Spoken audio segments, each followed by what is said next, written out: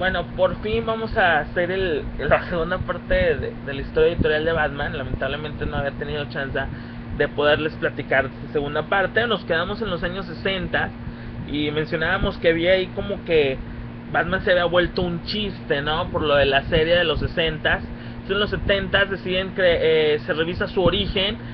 O sea, esto de revisarlo es volver a contarnos el origen en los 70 de Batman, principalmente para desmarcarlo de esa historia tan mala de Adam West que se hacía en los 60. Entonces se hace una revisión por completo del personaje y se hace un tono más detectivesco. Este personaje, nacen personajes como Ra's al Ghul en los cómics, hace la aparición de Ra's al Ghul, y por supuesto Killer Croc. Ra's al Ghul, que posteriormente descubrimos que tiene una hija y que bueno, vamos a hablar más adelante de ello, ¿sí? En los años 80, que ha sido como que los años perfectos para Batman, unos años muy oscuros en cuanto a los cómics para él. De hecho, DC Comics lo considera como la época oscura de los cómics. Un video que también quisiéramos hacer más adelante, de la época oscura de los cómics. Esta época, principalmente, bueno, entre una de las cosas, en el universo principal de Batman, nos muestra que Dick Grayson denuncia de ser Robin, y se convierte en Nightwing para tener cierta independencia de Batman. Y bueno, eso conlleva que haya un nuevo Robin, que sería Jason Todd, que no sería muy del agrado de los fanáticos en la época de los 80. También en los 80, el Batman de Tierra 2, el Batman viejito, el que ya se había retirado, muere para dar paso a un evento que sería la crisis en Tierras Infinitas, o la crisis del 85. Entonces era muy complicado tener a dos Batman en una misma historia. Entonces deciden que el Batman de Tierra 2 pues fallezca y muera. Entonces en la crisis en Tierras Infinitas únicamente tenemos a Batman. En esa época, bueno, Batgirl, que era un personaje, pero la Batgirl Barbara Gordon también decide dejar la serie. En realidad los cómics estaban fatalmente, los de Batman no estaban vendiendo a principios de los 80, pero fueron mejorando con el paso de los tiempos, porque deciden darle un toque más oscuro al personaje. En 1900, por ahí también al Joker le hicieron su propio cómic, un cómic como de 13 números donde hacía sus maldades, era el protagonista, y la verdad nunca ganaba, pero era muy padre ver ahí al Joker y sus ocurrencias en esto. Entonces llega, como les digo, Jason Todd en los años 80, y paralelamente nos escriben una historia muy interesante en 1986, el Dark Knight Returns, que es ni más ni menos la historia escrita por Frank Miller, una historia por excelencia.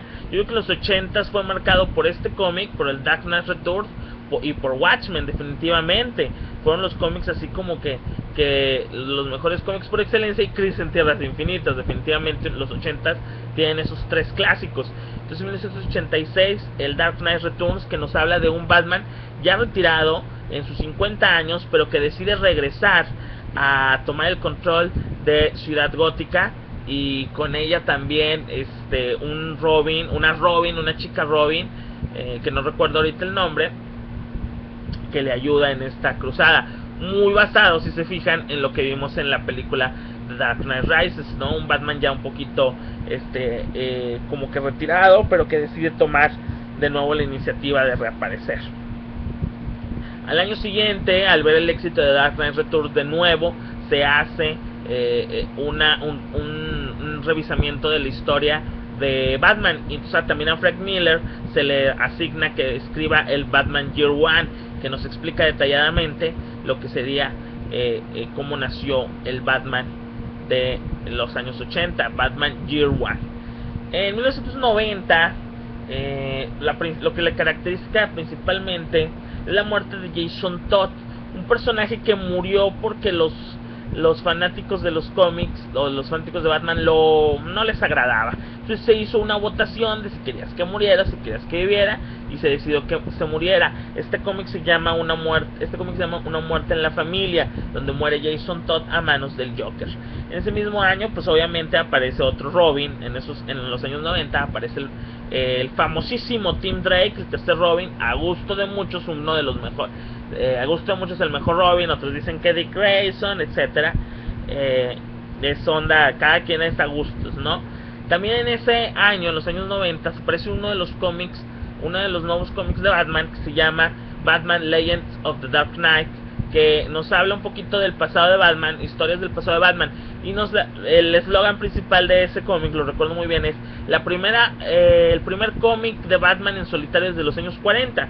¿Qué quiere decir esto? En los 40 el detective de cómics era Batman, y en los 40 le ponen a Robin, en los 50 comparte guiones con Superman, 50, 60 estuvo todo ese tiempo acompañado de algún otro personaje de la Batifamilia o de Superman o en la Justice League. Entonces esta historia era muy buena, tuvo por ahí cerca de 120 números, era una historia bastante interesante. También salió en los 90 un cómic llamado The Shadow of Bat. Se maneja más un aspecto psicológico de Batman, y era muy padre ese cómic porque lo vendían directo en pasta dura, una edición deluxe, que no recuerdo cuántos números fueron, pero eran historias autoconclusivas que manejaban más el aspecto psicológico, no tanto los puños de golpes, ¿verdad? De Batman. Eran muy buen cómic, que también terminó. En esos años 90 también vemos algo de lo que también vimos en la película, que es la caída del murciélago, cuando Bane le rompe la espina dorsal a Batman en una pelea, y no únicamente la espina dorsal, también mucho considera que su espíritu prácticamente queda cuadrapléjico y la ciudad se queda sin un Batman. Es entonces cuando un personaje nuevo aparece, el famoso Batman Azrael, un tipo más extremis de lo que era Batman, que toma el manto de Batman y es un aspecto más duro ese personaje. No duraría mucho este cambio, pero este cambio también permitió darle su propio cómic a Tim Drake, que se alejaría un poquito del personaje de Batman, porque como que no era así muy estable y no tenía una relación muy directa. Con la caída del murciélago posteriormente ya regresaría Batman, y bueno, empezó un poquito ya a evolucionar el personaje. Ya vemos que Batman ya no es el mismo héroe de antes, es un personaje más desconfiado todavía, más cerrado, más obsesivo podría decirse, y se ve mucho en los guiones y en los dibujos que fueron evolucionando en los años 90. También en esos años 90 forman parte de la GLA, siendo factor importantísimo de la Justice League o de la GLA de Grant Morrison. ¿Por qué? Porque él era el estratega del equipo, era una historia muy padre. Él era, digamos, que hacía las misiones. Podríamos decir que era el líder de la Liga de la Justicia, o el cerebro táctico de la Liga de la Justicia. Era muy interesante ver a esta Liga de la Justicia de Grant Morrison con ese Batman en específico.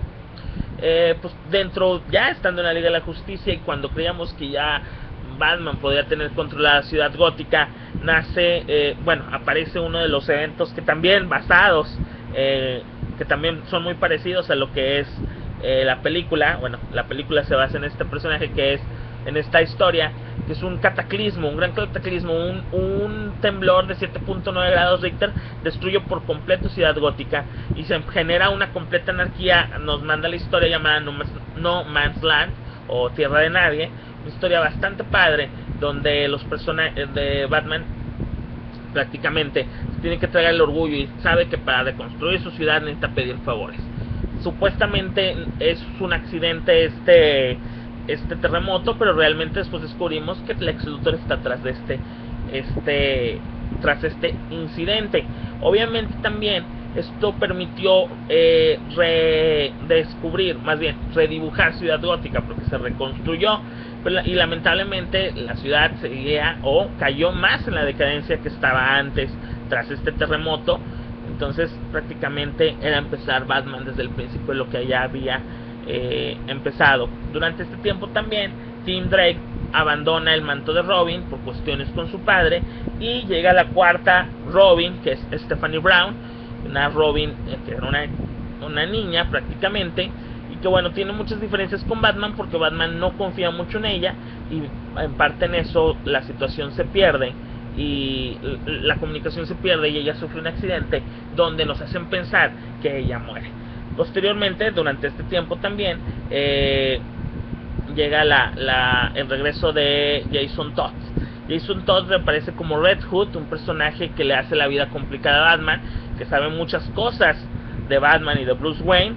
Entonces, al final de la historia Under the Red Hood, que también hay una historia animada en DVD, es Jason Todd. Es un personaje que ha resucitado gracias a Ra's al Ghul y su hija Talia al Ghul, que es la señorita Tate en Batman The Dark Knight Rises, que desde el principio muchos lo sabíamos. También durante este tiempo se viene la crisis de identidad, esta historia donde, bueno, se las recomiendo bastante, son 3 numeritos nada más, donde regresa, antes de la crisis de identidad, Tim Drake regresa con Batman a hacer su Robin, posteriormente el supuesto asesinato de Stephanie Brown, y pierde a su padre en esta historia, Tim Drake, siendo prácticamente los dos personajes huérfanos a partir de ese momento, creando una relación padre-hijo mucho más fuerte de la que tuvo Dick Grayson con Bruce Wayne anteriormente. También, bueno, con el regreso de Jason Todd posteriormente, ya estamos en los años 2000 obviamente, Talia al Ghul nos muestra que tiene un hijo con Batman, que es ni más ni menos que Damian Wayne, que posteriormente se convertiría en el quinto Robin. En esta historia de Damian Wayne se le presenta a Batman una historia escrita por Grant Morrison que se llamaría Batman and Son, una muy buena historia. Posteriormente vendría Batman Rip, también escrito por Grant Morrison, una historia donde vemos que un grupo de seres poderosos quieren destruir la carrera de Batman y lo intentan asesinar, pero realmente esta historia tiene una continuidad con la crisis final. En la crisis final vemos como Batman rompe su regla principal, que es utilizar armas de fuego, y utiliza un arma de fuego en contra del peor villano que existe, nada más ni menos que de Darkseid. Darkseid se defiende con la Sensación Omega y lo asesina hasta donde todos creíamos, pero al final de crisis final nos damos cuenta que es enviado al pasado. Entonces duramos prácticamente 2 años sin Batman Bruce Wayne, y el manto lo toma Dick Grayson en una que viene posteriormente una serie llamada La Batalla por la Capucha, La Batalla por el Manto, donde varios personajes se visten de Batman y andan haciendo por ahí el caos. Entre ellos está Jason Todd y Tim Drake. Dick Grayson se niega a tomar el manto y decide al final de cuentas tomarlo porque sabe que Batman es necesario en la ciudad, y eso genera una muy buena historia que se llama Batman is Robin, también escrita por Grant Morrison, que tiene aproximadamente 40 números antes del reboot.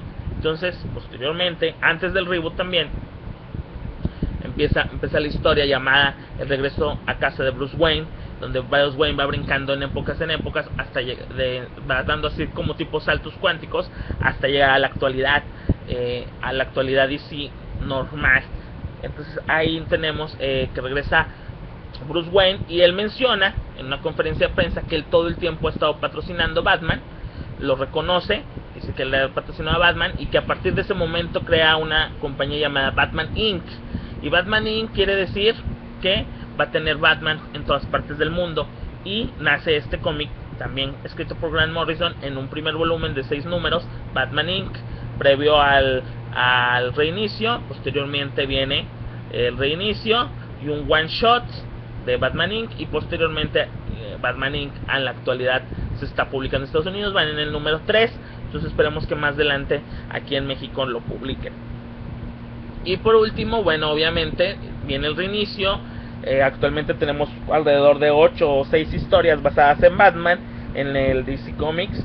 Aquí en México tenemos únicamente el Batman de Scott Snyder y el Dark Knight de David Finch, y por supuesto también se hace una revisión del personaje en un universo paralelo, en una tierra diferente, y hablamos de Batman Tierra 1, que se le ha comparado en su calidad con el Batman Year One de Frank Miller. Así que bueno, realmente creo que es un poco exagerado, pero tampoco lo veo tan loco que se le haga una comparativa. En sí, hasta el 2012 esta es la historia editorial de Batman. Espero les haya gustado, y vamos a estar haciendo videos. Falta la historia editorial de Superman únicamente. Vamos a hacer otros videos, por ejemplo, las muertes y renacimientos de los personajes DC, porque muchos me preguntan ¿cómo es que ya se murió y cómo revivió? Ese yo creo que va a ser el siguiente video, la muerte y el resucitamiento de los personajes de DC. Y a la gente que le gusta Marvel Comics, pues también estamos haciendo ahí algo muy muy interesante, un proyecto personal con los X-Men, que bueno, ya lo verán más adelante. Saludos.